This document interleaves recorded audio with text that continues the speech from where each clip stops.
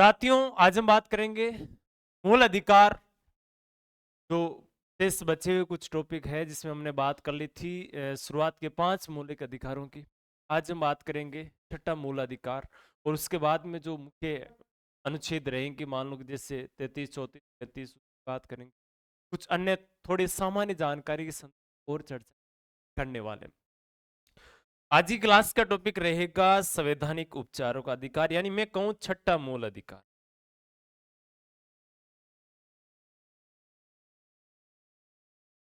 संवैधानिक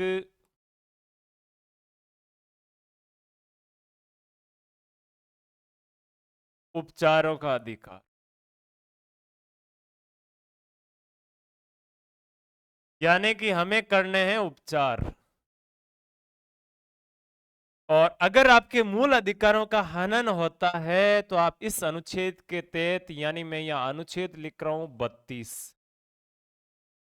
32 के तहत आप सुप्रीम कोर्ट में डायरेक्ट अपील कर सकते हो।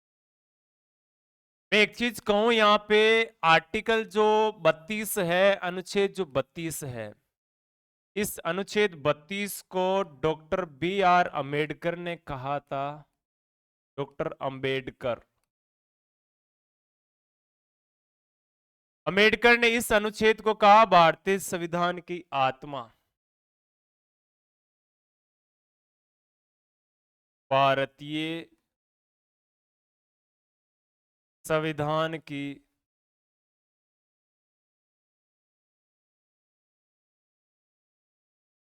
आत्मा, इस अनुच्छेद को कहा। और अम्बेडकर ने इसको आत्मा भी कहा और संविधान की प्राचीर भी इसी अनुच्छेद को कहा, क्योंकि भारतीय संविधान का सबसे महत्वपूर्ण भाग है यार, संविधान का प्राचीर। ये अम्बेडकर के कथन किस अनुच्छेद के लिए? 32 के लिए। मैंने पहले भी कहा था कि अनुच्छेद 20 और 21 ऐसे अनुच्छेद पढ़कर आए हैं जो आपातकाल में भी निलंबित नहीं होते। और हमने अनुच्छेद 21 के बारे में यह भी कहा, भारतीय संविधान का मेरुदंड है, रीढ़ की हड्डी है। भारतीय संविधान की आत्मा अनुच्छेद 32 है। अनुच्छेद 32 को हम कह सकते हैं भारतीय संविधान आत्मा, यानी अम्बेडकर ने ये विचार अपने हिसाब से दिए थे। अम्बेडकर के बारे में बताऊं मैं, संविधान सभा में जो प्रारूप समिति थी, उस समिति के अध्यक्ष थे और भारतीय संविधान बना निर्माण में अहम भूमिका निभाने वाले व्यक्ति थे। भारतीय संविधान के जनक या जननी डॉक्टर B.R. अम्बेडकर को। ठीक है।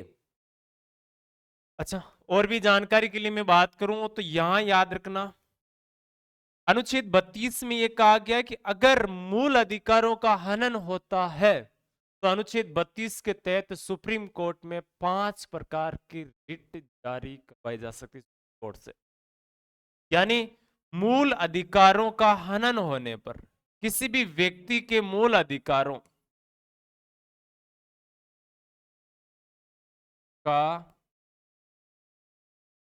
हनन होने पर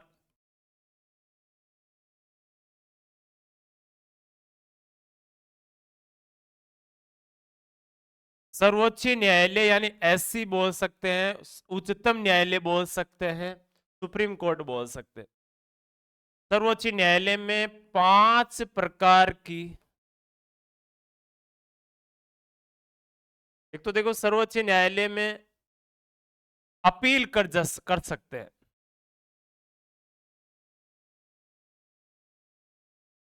और दूसरी बात याद रखना, सर्वोच्च न्यायालय का ये प्रारंभिक अधिकार रहेगा, प्रारंभिक अधिकार में है ये बात। और नोट ये करना है कि सर्वोच्च न्यायालय इसमें अगर आप किसी प्रकार से मूल अधिकारों का हनन होते हैं और आप मान लो कि का सुप्रीम कोर्ट को अवगत करवाते हो, तो सुप्रीम कोर्ट 5 प्रकार की रिटें जारी करता। 5 प्रकार की रीट नहीं है, ध्यान रखना, रिट है। रिट यानी प्रलेख।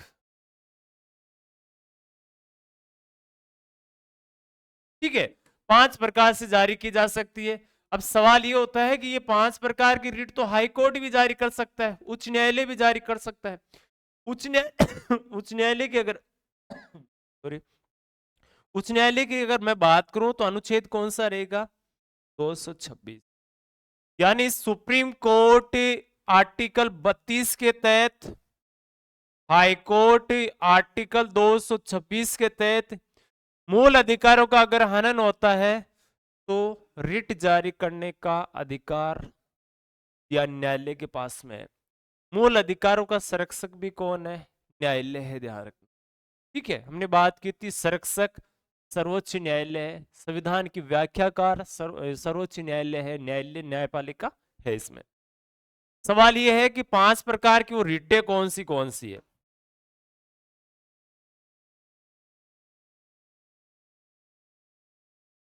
पांच प्रकार की रिटें या प्रलेख। सबसे पहले आपको नोट करना, मैं एक बार नाम लिखा दूं, समझाते हुए पूरे साथ ही करवा दें, कोई दिक्कत नहीं है इसमें। नंबर 1 याद रखना है, बंदी प्रत्यक्षीकरण। देखो, रिट समझना है क्या काम आती है, दूसरी चीज नोट करना है कि इसका अर्थ क्या होता है।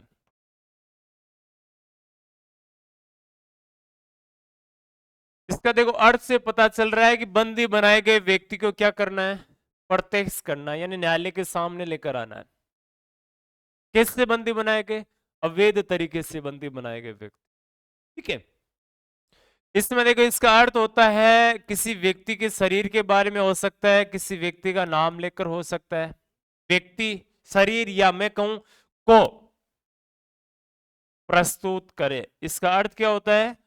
को प्रस्तुत करे। ये न्यायालय आदेश देता है कि उपयुक्त व्यक्ति या इस व्यक्ति के शरीर को हमारे सामने प्रस्तुत किया जाए, प्रत्यक्ष किया जाए। ठीक है, दूसरी बात है कब जारी, क्यों जारी की जाती है? यदि किसी व्यक्ति को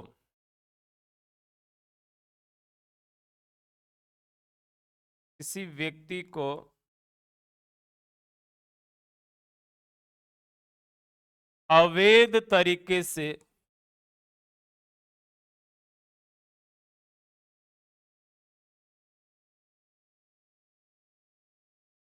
गिरफ्तारी पर यह रिट जारी होती है। अवैध तरीके से अगर गिरफ्तार किया है किसी व्यक्ति को, तब ये रिट जारी की जा सकती है। अवैध तरीका मतलब मान लो कि जैसे एक तो कानून, या मान लो जैसे किसी विधायिका या न्यायपालिका का उल्लंघन किया है, नियमों का उल्लंघन किया है, तब किसी व्यक्ति को गिरफ्तार किया तो वैध है। न्यायालय ने उसको आदेश दिया है गिरफ्तारी का तो वैध है। न्यायपालिका की अवमानना किए तो वैध है। लेकिन इन सारी चीजों का अवमानना के बावजूद भी किसी व्यक्ति को बिना किसी वजह से, बिना किसी जानकारी के गिरफ्तार करके रखा है, तो ऐसी रिट जारी की जा सकती। दूसरी पॉइंट यहां से ये नोट करना है, जैसे किसी व्यक्ति का अपहरण हो गया हो तब भी ये रिट जारी की जाती है। कोई लड़के लड़के भाग गए हो घर से तो ये रिट जारी की जाती है। कोई गुमशुदा की स्थिति में तो भी ये रिट जारी करवाई जा सकती है। ठीक है, सीधी तौर पे बात करें तो पुलिस या किसी प्रशासन द्वारा अवैध तरीके से किसी व्यक्ति को अगर मान लो कि बंदी बना लिया गया है, तो ये रिट मान लो कि पूछताछ के लिए या अन्य किसी कारण से बंदी बनाए गए किसी व्यक्ति को मान लो कि, तो सुप्रीम कोर्ट या हाई कोर्ट अनुच्छेद 32 और 226 के तहत ये रिट जारी करके पूछ सकता है कि व्यक्ति कहाँ, जहां कहीं भी इस व्यक्ति को हमारे सामने प्रस्तुत करे। ठीक है, महत्वपूर्ण रिट है, ध्यान रखना, और सबसे ज्यादा काम में आती है। दूसरी रिट की मैं बात करूं तो परमादेश। ये रिट वाला प्रावधान है, परमादेश रिट वगैरह ये हमने ब्रिटेन के संविधान से लिए। कौन यहां से ये नोट करना है कि परमादेश का अर्थ क्या होता है? परम आदेश होता है वैसे तो, और इसका अर्थ वैसे होता है हम आदेश देते हैं, हम आदेश देते हैं। हम ये आदेश देते हैं, और ये आदेश किसको दिया जाता है? ये सरकारी, अर्ध सरकारी, थोड़ा बहुत भी सरकारी है, सरकारी सिस्टम से जुड़ा हुआ है या न्यायिक क्षेत्र से जुड़ा हुआ है, ऐसे व्यक्तियों के लिए जारी की जाती है, न कि किसी निजी व्यक्ति के विरुद्ध ये जारी नहीं की जाती है। ये ऐसी रिट है जो तुरंत सक्रिय होती है। जैसे आदेश है उसके बाद में तुरंत क्या हो जाती है, ये रिट सक्रिय हो जाती है। ठीक है, तो ये मैं कहूं ये है सरकारी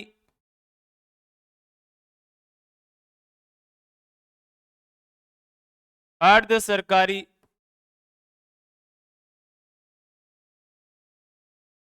व्यक्ति या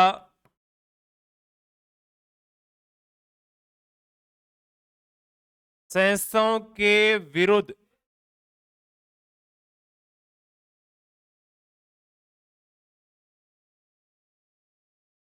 न्यायालय द्वारा जारी की जा सकती है।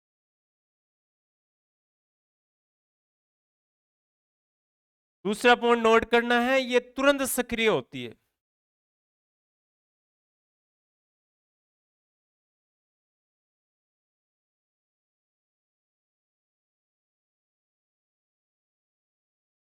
आपने एक पॉइंट पढ़ा होगा कहीं कि जैसे राजस्थान सरकार को हाईकोर्ट ने लगाई फटकार,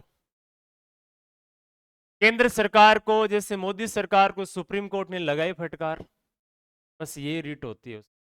फटकार का मतलब ये आदेश दिया जाता है कि ये कार्य आपको करना है, करना ही होगा। बजलाल सरकार बनते ही सबसे पहले फटकार इनके लिए हाईकोर्ट से ये आई थी कि महाधिवक्ता की नियुक्ति करो। 31 जनवरी को हाईकोर्ट ने आदेश दिया था कि महाधिवक्ता की नियुक्ति करो, जितना जल्दी हो सके करो। 3 फरवरी को महाधिवक्ता राजेंद्र प्रसाद की गुप्ता की नियुक्ति हो चुकी, यानी ये होती है परमादेश रीट, और ये होती है सरकार के लिए एक लगाई गई फटकार। तुम सामान्य तौर पे बोलते हैं, न्यूज में ये आता है कि सरकार को लगाई फटकार, फटकार यही होती है। ठीक है, ये तुरंत सक्रिय होती है। जैसे आदेश आता है उसके तुरंत बाद में क्या हो जाती है, सक्रिय हो जाती है। ठीक है, एक चीज यहां से ये नोट करना है आपको, कौन सा पॉइंट है, पॉइंट ये नोट करना है कि एक तो देखो राष्ट्रपति और राज्यपाल, राष्ट्रपति और राज्यपाल के विरुद्ध ये रिट जारी नहीं होती है, ध्यान रखना।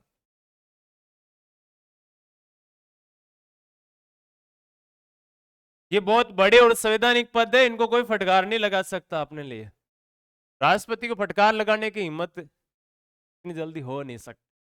राज्यपाल को हाईकोर्ट क्यों लगाएगा, ये संवैधानिक पद होता है। क्योंकि मैं अगर सीधे तौर पे बात करूं कि राष्ट्रपति राज्यपाल क्यों नहीं आते इसमें, तो मैं एक चीज कहूं कि राष्ट्रपति राज्यपाल तो काम ही मंत्रिपरिषद की सलाह पर करते हैं, तो उनको फटकार की कहां जरूरत है। मंत्रिपरिषद को लगाओ फटकार, ऑटोमेटिक राज्यपाल के पास राष्ट्रपति के पास पहुंच जाएगी बात।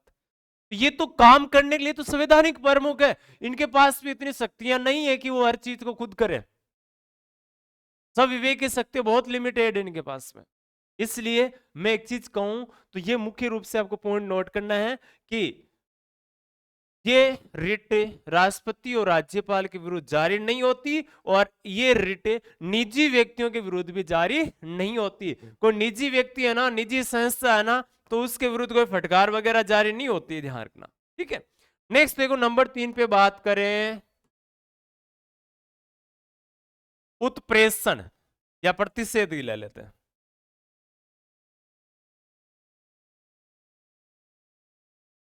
प्रतिषेध, प्रतिषेध आप हिंदी में अच्छे से पढ़ते हो इसको, और प्रतिषेध का मतलब होता है रोकना या मना करना, रोकना या मना करना, बस यही चीज है यहां से। अच्छा, कैसे, ये अर्थ है, ध्यान रखना। ये एक प्रकार से न्यायिक या अर्ध न्यायिक रीट है, दोनों प्रतिषेध और उत्प्रेषण दोनों ही, ध्यान रखना। मैं ये कहूं कि ये एक तो न्यायिक क्षेत्र में होती है, या कोई थोड़ा बहुत मामला जो न्यायपालिका से जुड़ा हो, इस क्षेत्र में जारी होती है। दूसरी पॉइंट याद रखना है, रोकना किसके, अगर कोई न्यायालय अपने अधिकार क्षेत्र से बाहर काम कर रहा है, अगर कोई न्यायालय वो अधीनस्थ न्यायालय जो अपने अधिकार क्षेत्र से बाहर काम कर रहा है, तो उसके ऊपरी जो न्यायालय है वो क्या करेंगे, प्रतिषेध रिट के माध्यम से उसको रोकने का प्रयास करेंगे। अपने सिस्टम क्या है, हमारे यहाँ पर ये है कि देखो सुप्रीम कोर्ट है, हमारे यहाँ पर है देखो हाई कोर्ट है, हमारे यहाँ पर है जिले में डिस्ट्रिक्ट कोर्ट है। तो ये रिट तो दो ही जारी कर सकते हैं, सुप्रीम कोर्ट और हाई कोर्ट। यहाँ 32 अनुच्छेद लगता है, यहाँ 226, कोई दिक्कत नहीं कर सकते।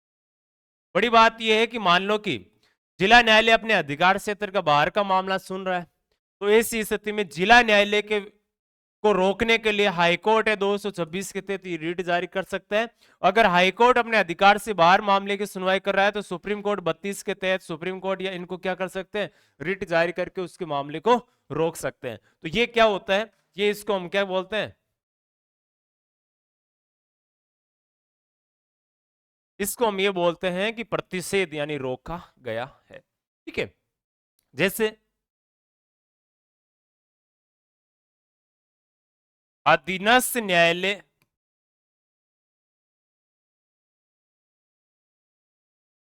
अगर अपने अधिकार क्षेत्र से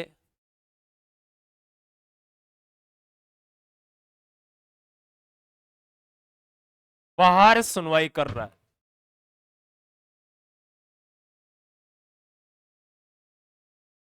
कर रहा हो, तो उसे रोकने हेतु, यानी लेवल से अपने औकात से बाहर काम कर रहे हैं तो उसको रोका जाता है इसमें। ठीक है, और दूसरी बात याद रखना, जैसे मान लो कि अधिकार क्षेत्र से बाहर सुनवाई कर रहे हैं तो इससे मामले की उसको रोका जाता है, और फिर उसको कह देते हैं कि ये जो मामला है मेरी ओर क्या कर दो, आप इसको भेज दो, इसकी सुनवाई यानी ऊपरी अदालत में की जाएगी। ठीक है, और चौथी रीट की बात करें तो आपको याद रखना है, वैसे क्रम के हिसाब से बात करें तो ध्यान रखना, नंबर 4 पे आती है ये अधिकार परीक्षा, नंबर 5 पे उत्प्रेषण आती है। लेकिन मैं थोड़ा उल्टा लिख रहा हूं क्योंकि दोनों न्यायिक रीटें एक साथ आ जाए। उत्प्रेषण,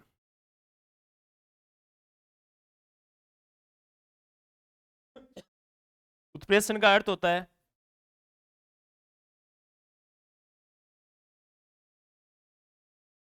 प्रमाणित करना।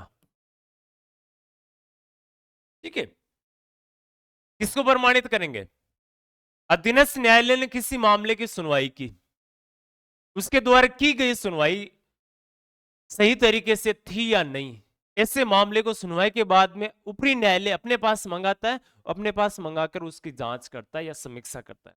यही क्या होता है, ऊपरी उत्प्रेषण, ऊपर की ओर प्रेषित कर देना उसे। ठीक है, अधीनस्थ न्यायालय से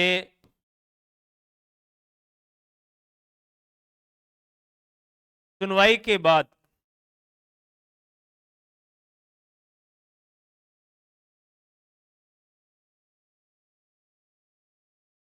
विवाद को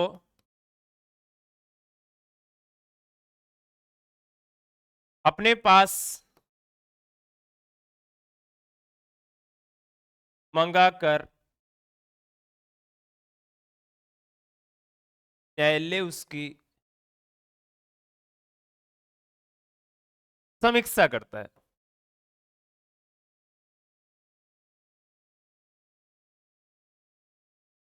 सही है तो कोई बात नहीं, नहीं तो सुधार का प्रयास का भी इसमें होता है।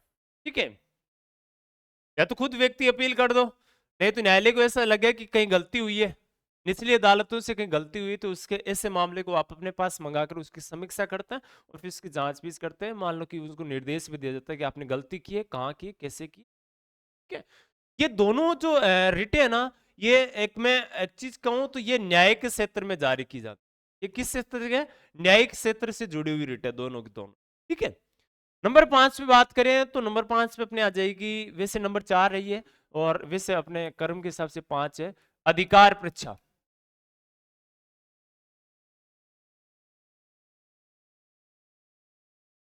अधिकार परीक्षा अर्थ देख लेते हैं।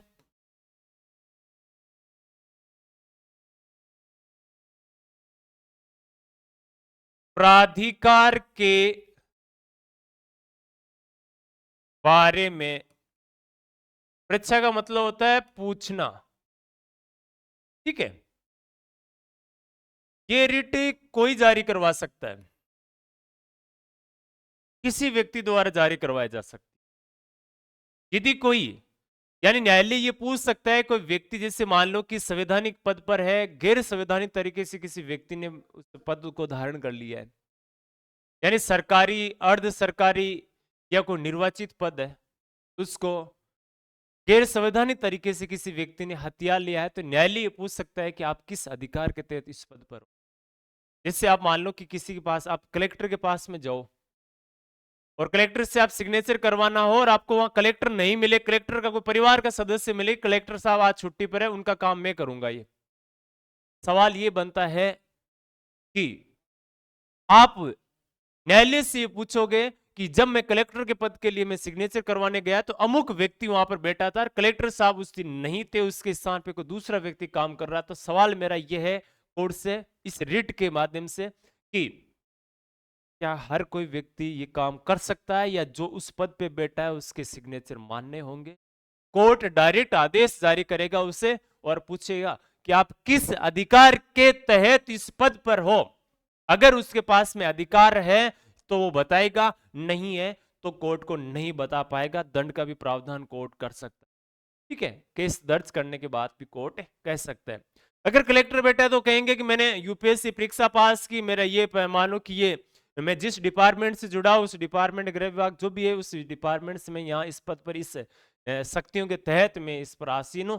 कोर्ट संतुष्ट है। कोर्ट को क्या चाहिए, न्यायालय को क्या चाहिए? अदालतें हमेशा सबूतों पर चलती है, सबूत चाहिए दे दो तो ठीक है, नहीं दो तो आप गुमराह होते हो, ठीक है। तो ये एक तो ध्यान रखना, न्यायालय, मैं ये लिख दूं इसमें,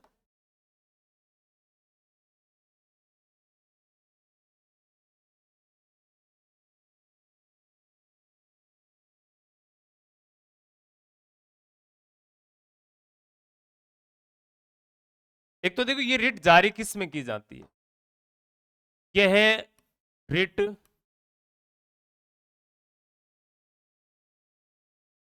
सरकारी, गैर सरकारी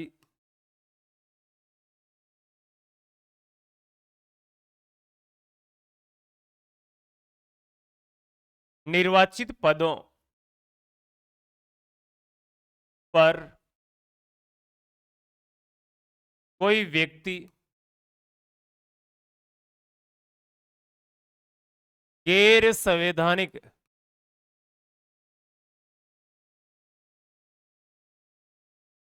तरीके से पद धारण करता है तो न्यायालय यह पूछ सकता है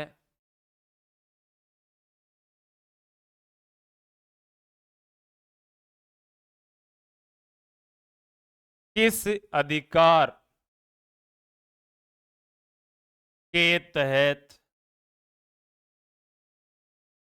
पद पर हो या आसीन हो, ठीक है। कोई भी व्यक्ति ये रिट जारी करवा सकता है, कोई भी व्यक्ति यह रिट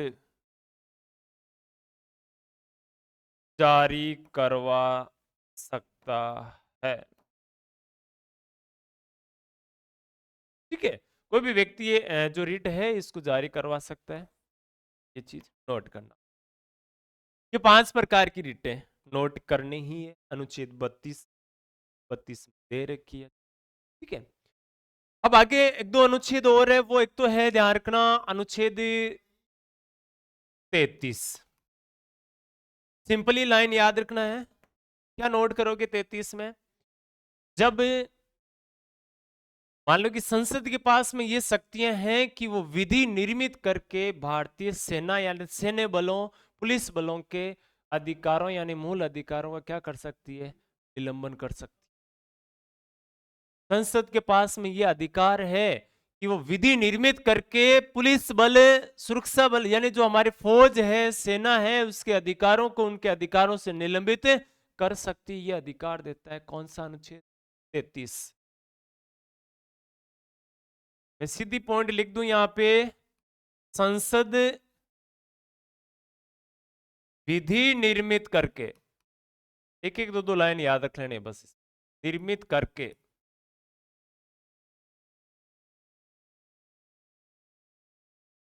भारतीय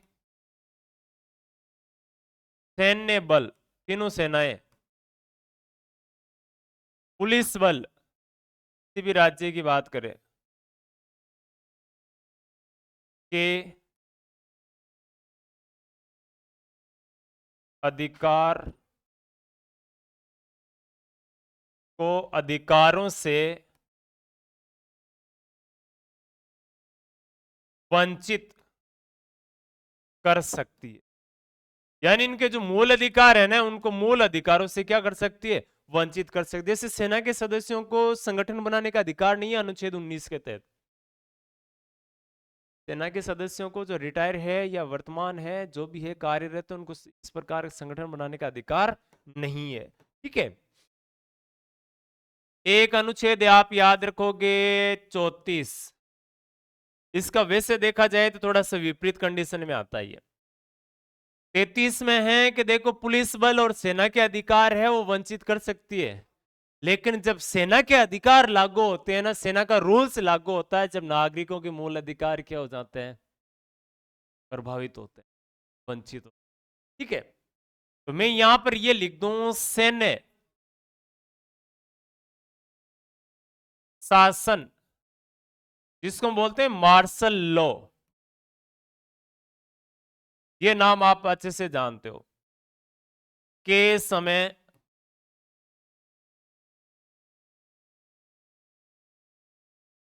नागरिकों के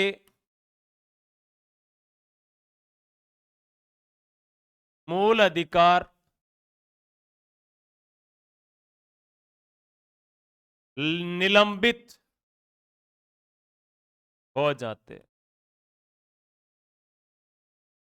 जब मार्शल लॉ लगता है तो नागरिकों के मूल अधिकार क्या हो जाते हैं, निलंबित हो जाते हैं।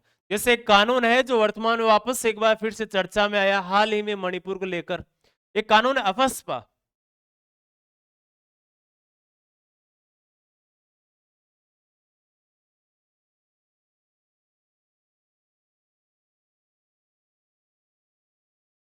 अफस्पा बोलते हैं इसको, आर्मड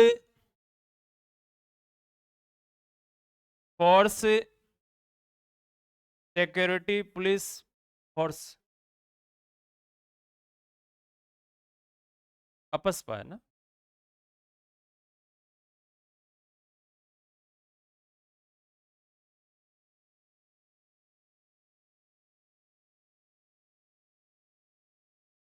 ये मान लो कि सैन्य कानून है, एक प्रकार से मैं लिखूं तो ये सैन्य कानून है। किसी भी क्षेत्र में अगर मान लो कि किसी भी क्षेत्र में मान लो कि सेना प्रशासन है, तब लगाया जाता है जब वहां की स्थिति है पुलिस फोर्स से कंट्रोल में नहीं हो पा रही हो, सेना कानून लगाया जाता है।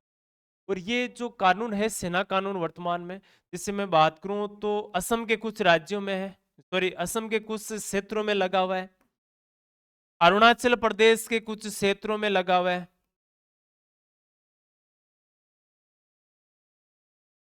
और नागालैंड के कुछ क्षेत्रों में लगा है। और आपको पता हो तो काफी लंबे समय से कुकी और मेतेई समुदाय के लोग हैं जो मणिपुर में लड़ रहे हैं आपस में, और मुख्य वजह तो सरकार ही है, वहां पर कंट्रोल नहीं कर पा रही किसी न किसी कारणवश। और दूसरा कारण ये भी वहां के लोगों को थोड़ा अस्त व्यस्त करना, खनिज वगैरह वहां पर बहुत ज्यादा है। जब तक इन जनजातियों को लड़ाएंगे नहीं, हटाएंगे नहीं, तो जो उद्योगपति वगैरह है वो खनिज का उत्पादन है उसको अपने काम में नहीं ले सकते, वो भी एक रीजन और मुख्य कारण है। ठीक है, तो यहाँ पर मणिपुर में है जो अपस्पा जो कानून मान लो कि है लगा हुआ है वर्तमान। ठीक है, तो ये याद रखना इसमें। कुछ जानकारी आपको इसमें याद रख लेनी है, थोड़ी बहुत हल्की फुल्की।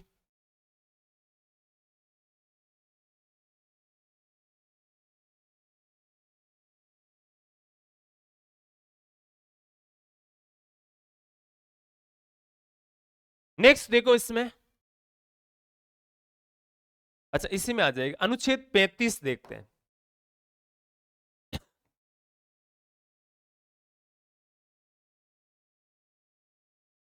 अनुच्छेद 35 कहते हैं कि मूल अधिकारों को लागू करने के लिए आप क्या कर सकते हो। अनुच्छेद 35 के तहत मूल अधिकारों को लागू करने के लिए आप कानून निर्मित कर सकते हो। किसी भी मूल अधिकार को जैसे लागू करना है तो आप कानून बना सकते हो अनुच्छेद 35 के तहत। मूल अधिकारों को लागू करने के लिए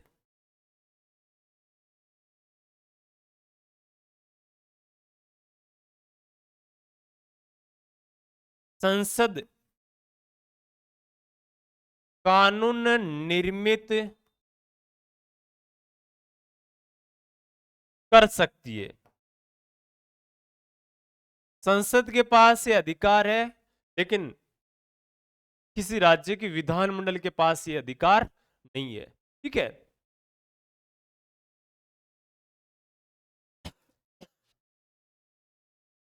किसी विधानमंडल के पास में ये अधिकार नहीं। जैसे मैं उदाहरण के लिए बात करूं तो एक आर्टिकल है 17 में दिया हुआ है छुआछूत का अंत। छुआछूत का अंत है, इसको प्रभावी तरीके से लागू करने के लिए हमने क्या किया था, अस्पृश्यता अपराध अधिनियम 1955 लागू किया था। दूसरा पॉइंट में यहां से बात करूं तो अनुसूचित जाति एवं अनुसूचित जनजाति अत्याचार निवारण अधिनियम 1989 लागू किया था। कि जो एक्ट बना सकते हैं ना, वो अनुच्छेद 35 के तहत बनाने का अधिकार संसद को मिलता है, मूल अधिकारों के संदर्भ। ठीक है, अब एक मुद्दा यहां से ये निकल के आता है कि मूल अधिकार है, क्या इसमें संशोधन हो सकता है। सिर्फ समझने वाली बात लिख रहा हूं मैं, ध्यान रखना। मूल अधिकारों में संशोधन हो सकता है या नहीं हो सकता, इस पर हमने देखो एक तो चर्चा हुई थी पहली बार, शंकरी प्रसाद विवाद हुआ था एक 1951 में। शंकरी प्रसाद 1951 में एक मामला हुआ था, उसकी बात है। और एक विवाद आता है 1965 में, सज्जन सिंह वाद। एक वाद की बात करेंगे 1967 में, 1967 गोलकनाथ वाद। और एक वाद आया था 1973 में केशवानंद भारती वाद। तीन वाद की बात करेंगे और एक लास्ट में थोड़ा सा इसी के अकॉर्डिंग इसमें आया था। ठीक है, अब इसमें कहा गया कि मूल अधिकारों में संशोधन नहीं हो सकता, बाकी सभी में कहा गया कि संशोधन हो सकता है। यानी कौन सा विवाद में कहा गया, गोलकनाथ वाद हुआ था। ये केंद्र सरकार यानी सुप्रीम कोर्ट ने सारे मुद्दे सुने थे। ये जो विवाद हुआ था ये शंकरी प्रसाद वाद था। सुप्रीम कोर्ट ने यह कहा था कि मूल अधिकारों में संशोधन हो सकता है। 1965 में राजस्थान से संबंधित है सज्जन सिंह वाद। सुप्रीम कोर्ट ने कहा मूल अधिकारों में संशोधन हो सकता है। गोलकनाथ वाद हुआ था 1967 में, इसमें कहा गया कि मूल अधिकारों में संशोधन नहीं हो सकता अनुच्छेद 368 के तहत। फिर केशवानंद भारती विवाद आता है 1973 में।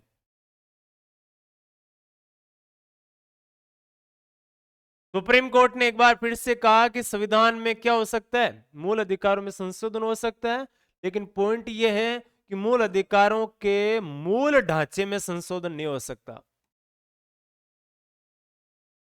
मूल ढांचे में संशोधन नहीं हो सकता। मूल ढांचा मतलब जो हमारे मूल अधिकार दे रखे उसमें आप बदल नहीं सकते, जोड़ सकते हो चाहो तो। ठीक है, और इसके तहत मैंने एक चीज बात करूं तो यहां आता है मूल ढांचे का सिद्धांत किस वाद में दिया गया, तो केशवानंद भारती वाद में। ठीक है, 1980 में एक विवाद फिर आता है, एसआर बॉम्बई वाद आता है। बॉम्बे ने यह कहा कि जो केशवानंद भारती ने जो मुद्दा जो बात की थी वो उचित है। मूल ढांचे में संशोधन नहीं हो सकता, बाकी आप चाहो तो संशोधन इसमें कर सकते हो। ठीक है, तो मैं वर्तमान की बात करूं तो मूल अधिकार है एक भारतीय संविधान का मूल ढांचा है, प्रस्तावना है भारतीय संविधान का मूल ढांचा है, दोनों में मूल ढांचे में शामिल की हुई है। पंथ निरपेक्ष है, मूल ढांचा है, ये पॉइंट नोट करना, इसमें याद रखना है। ठीक है, नेक्स्ट देखो,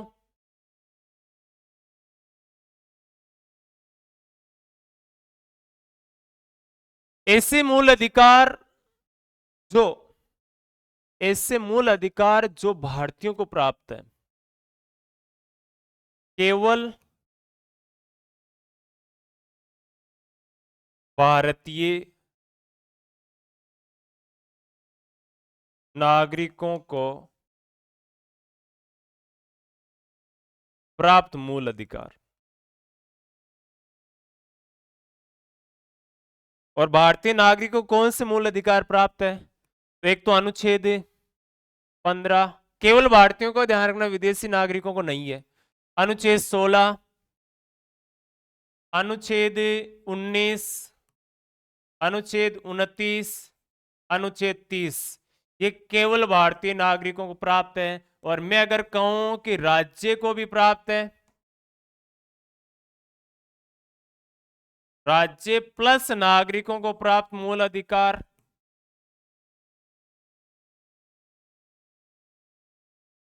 तो आप यहां से याद रख सकते हो अनुच्छेद 14 सबके लिए, राज्य के लिए भी समानता स्थापित करनी है, नागरिकों को भी करनी है।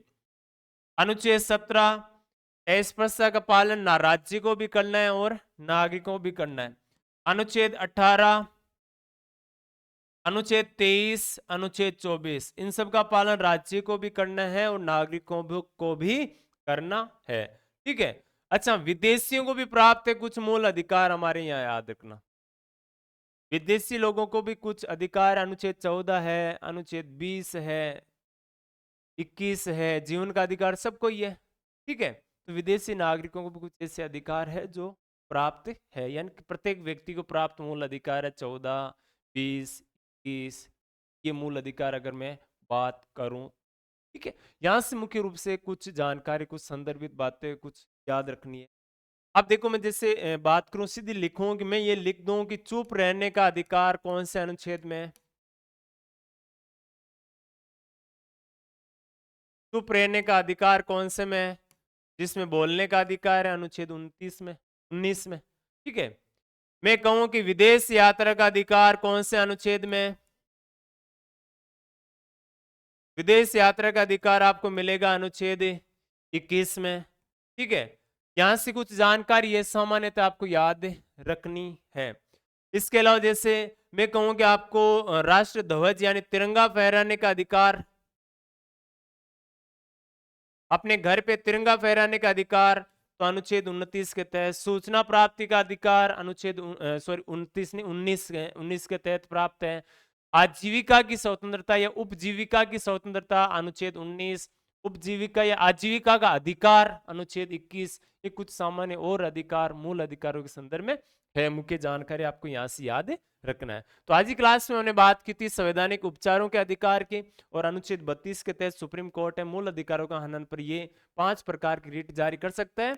और अम्बेडकर ने अनुच्छेद 32 को भारतीय संविधान की आत्मा या प्राचीर कहा था। ठीक है, सुप्रीम कोर्ट 32 के तहत और हाईकोर्ट 226 के तहत जारी कर सकता है। पहली रिट है बंदी प्रत्यक्षीकरण। इसका अर्थ होता है शरीर या व्यक्ति को प्रस्तुत किया जाए, किसी को अगर अवैध तरीके से गिरफ्तार किया है तो न्यायालय या रिट जारी कर सकता है कि इसको व्यक्ति को या इस व्यक्ति के शरीर को न्यायालय के समक्ष प्रस्तुत किया जाए। परमादेश रिट है। इसका अर्थ होता है कि हम आदेश देते हैं कि सरकारी अर्ध सरकारी व्यक्ति या संस्था के विरुद्ध जारी होती है, तुरंत सक्रिय होती है। और सबसे महत्वपूर्ण रिट है, ध्यान रखना, ये मोस्ट इंपोर्टेंट रिट है, यानी मैं ये कहूं कि सबसे महत्वपूर्ण रिट कौन सी है, तो परमाधिकार है।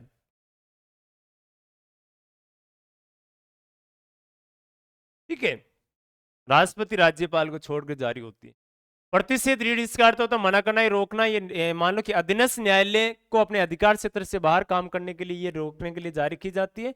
उत्प्रेषण है, अधीनस्थ न्यायालय को अपने अधिकार क्षेत्र से, यानी जो काम अधीनस्थ न्यायालय ने जो सुनवाई की है उस सुनवाई के बारे में अगर यहाँ से रिट जारी की जाती है कि उसने जो सुनवाई की उसके बाद में तथ्यों सहित पूरे मान लो कि जो विवाद है वो ऊपरी न्यायालय को भेजे और उसकी समीक्षा होती है वापस। समीक्षा होती है, इसका मतलब होता है कि उसको प्रमाणित किया जाता है कि सही सुनवाई हुई या नहीं। अधिकार परीक्षा यानी प्राधिकार के बारे में पूछना, ये कोई भी व्यक्ति जारी करवा सकता है किसी व्यक्ति या मानो सरकारी अर्ध सरकारी या कोई निर्वाचित पद पर कोई अवैध तरीके से कोई व्यक्ति आसीन है तो उसके बारे में पूछने के लिए जारी करवाई जाती है। ठीक है। 33 में संसद कानून बनाकर भारतीय सेना और पुलिस बल के अधिकारों को निलंबित कर सकती है। और दूसरा इसको उल्टा ये याद रखना है कि जब सेना का कानून लागू होता है, जब नागरिकों के मूल अधिकार यहाँ पर निलंबित हो जाते हैं। यानी यहाँ पर जैसे मान लो कि जहां पर ये कानून आपस में लगा हुआ है ना, तो इस क्षेत्र में याद रखना, इस क्षेत्र में armed police force, police security force act है। ठीक है। इस क्षेत्र में जहां लगा होता है ना, वहां पर सेना क्या कर सकती है, सेना के पास में ये अधिकार दिया हुआ है कि सेना इस क्षेत्र में क्या कर सकती है, एक तो मान लो कि किसी भी घर में छानबीन पूछताछ कर सकती है, यानी पूछताछ का अधिकार इसमें होता है। ठीक है। पूछताछ का अधिकार होता है, चाहे तो उनको संदेह की स्थिति में उस पर मानो गोली चलाने का आदेश भी इसमें दिया जा सकता है। 35 में मूल अधिकारों को लागू करने के लिए संसद कानून निर्मित कर सकती है, ये चीज नोट करना। और दूसरी बात है कि इस पर विवाद है, शंकरी प्रसाद 1951, सज्जन सिंह, उन दोनों में यह कहा गया कि मूल अधिकारों में है संशोधन कर सकती है संसद। 67 में कहा गया गोलकनाथ वाद में संशोधन नहीं कर सकते। केशवानंद भारती ने कहा कि मूल ढांचे को छोड़ कर सकते। बॉम्बे वाद ने इस मामले को उचित ठहराया था। केवल भारतीयों को प्राप्त मूल अधिकार है वो अनुच्छेद 1516, जिस 15 में तो क्या दे रखा है, जाति धर्म के आधार पर, यानी धर्म मूलवंश जाति लिंग जन्म स्थान के आधार पर भेदभाव नहीं किया जाएगा। 16 में दे रखा नौकरियों में अवसर की समानता। 19 में 6 स्वतंत्रताएं दे रखी है। 29 और 30 संस्कृति और शिक्षा संबंधी अधिकार है। ये केवल भारतीयों को प्राप्त है, विदेशियों को प्राप्त नहीं है। राज्यों नागरिक दोनों को 14 17 18 23 24 अधिकार है और बाकी सामान्य जान के इसके संदर्भ में इसमें 3। तो ये महत्वपूर्ण है, जो हमारे मूल अधिकार का टॉपिक था ये हुआ कंप्लीट। आगे नेक्स्ट टॉपिक हम करेंगे बहुत जल्द, नेक्स्ट कंटिन्यू। इसी प्रकार से आप हमारे साथ जुड़े रहिए, बने रहिए, मस्त और जबरदस्त तैयारी करते रहिए। आज के लिए जय हिंद, नमस्कार साथियों।